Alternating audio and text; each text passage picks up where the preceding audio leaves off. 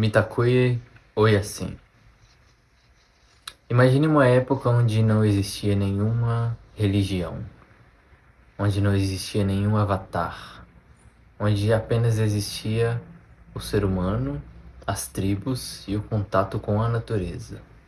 Nessa época, a única adoração que o homem tinha era com a natureza. Nessa época, surgiu o xamanismo.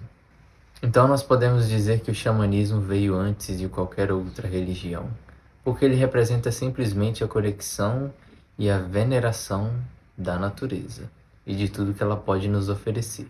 E junto à natureza, como parte dela, nós encontramos os animais, dos quais, a partir da observação dos seus comportamentos, nós conseguimos aprender também. E à medida que os animais eram observados, eles eram conhecidos como totens, como animais de poder, como animais que, a partir da sua movimentação natural e instintiva pela vida, ensinavam ao homem. Hoje nós vamos falar do cavalo no xamanismo. Poderoso cavalo, que traz o poder de correr pelas amplas planícies, trazendo a visão dos escudos, dançando na chuva púrpura do sonho.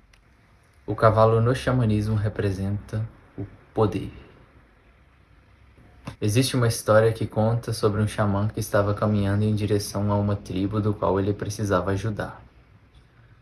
No caminho, uma manada de cavalos se aproximou dele.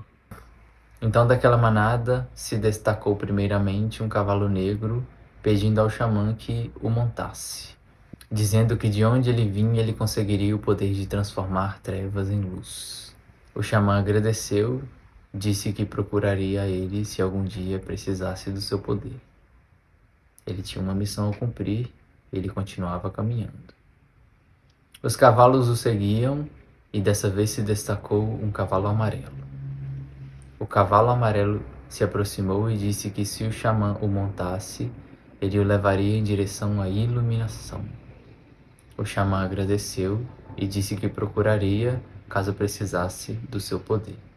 Então dessa vez se aproximou um cavalo vermelho. Era um cavalo alegre. Ele não se ofereceu ao xamã para que o montasse. Ele simplesmente disse ao xamã para aprender a equilibrar sempre o trabalho, o poder e o bom humor. Ele agradeceu ao cavalo vermelho e continuou seguindo o seu caminho. Quando ele estava quase chegando na tribo do qual ele tinha ido ajudar, o cavalo branco se destacou e se aproximou dele.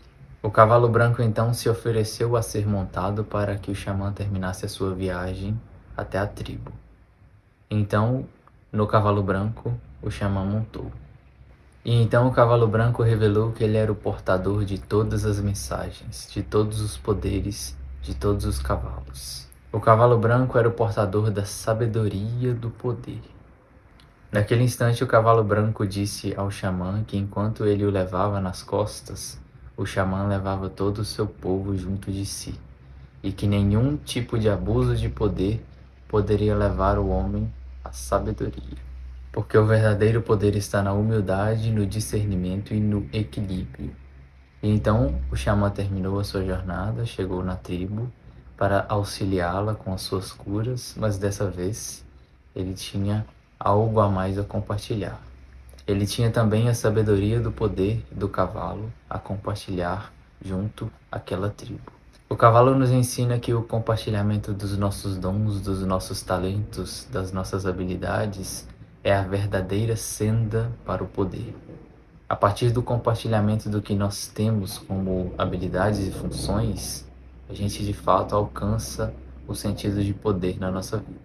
Quando nós estamos em falta com o totem do cavalo, por exemplo, isso pode representar que nós estamos passando por situações onde o abuso de poder nos é impelido ou então nós estamos abusando do poder sobre outros seres da criação.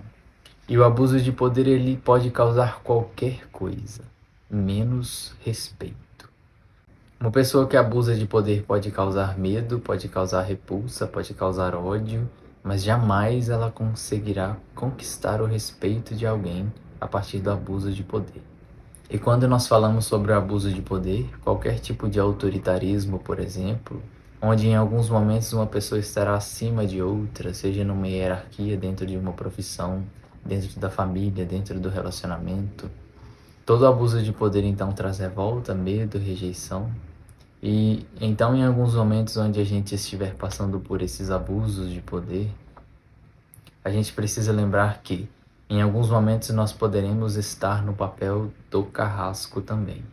Nós também poderemos estar ou já termos passado no papel daquele que detém poder sobre outras pessoas, sobre outros seres. Então o que nos resta, no fim das contas, é tentar perdoar, porque nem sempre eles sabem o que fazem. E apenas à medida que a gente trilha essa senda da sabedoria do poder, a gente realmente vai entender o dano que o abuso desse poder pode causar sobre a nossa vida, sobre a vida de outras pessoas. O cavalo também pode ser visto como símbolo de liberdade.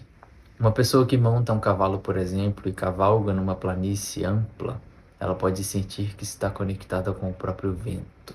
Há alguns séculos atrás, o cavalo foi o nosso primeiro meio de transporte.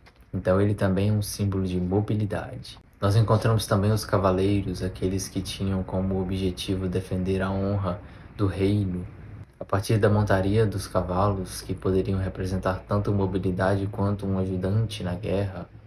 Então o cavalo ele expressa potência, ele expressa poder, ele expressa liberdade, mobilidade.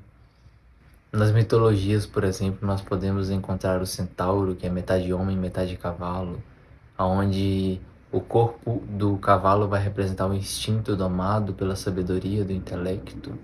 Porém, se um homem se encontra cego pela sede de poder, ele pode ser simbolizado pelo minotauro, por exemplo, onde a parte humana está abaixo da parte animal. A parte animal domina sua mente, domina sua cabeça. Então, como o cavalo representa toda essa potência, todo esse poder, toda essa força, nós também precisamos desenvolver o nosso intelecto, nós precisamos desenvolver o nosso lado humano, para que dessa forma, ao longo do tempo, nós consigamos dominar e saber utilizar com sabedoria o poder inerente ao grande Espírito.